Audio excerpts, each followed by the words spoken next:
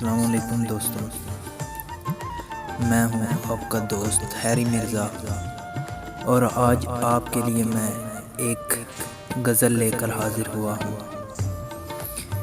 जिसका उन्वान है एक बार कहो तुम मेरे हो। हम घूम चुके बस्ती बन में, एक आस की फांस लिए मन में। कोई साजन हो कोई प्यारा हो, कोई दीपक हो कोई तारा हो।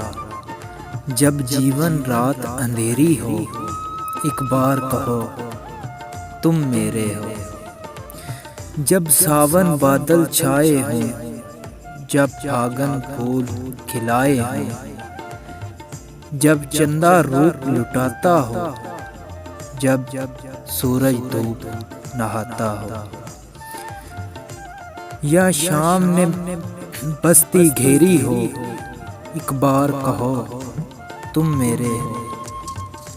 हाँ, दिल का दामन फैला है, क्यों गोरी का दिल मैला है। हम कब तक पीत के धोखे में, तुम कब तक दूर झरोके में। एक दीद से दिल को सैरी हो, एक बार कहो तुम मेरे हो। क्या झगड़ा सूद खसारे का, ये काज नहीं बंजारे का।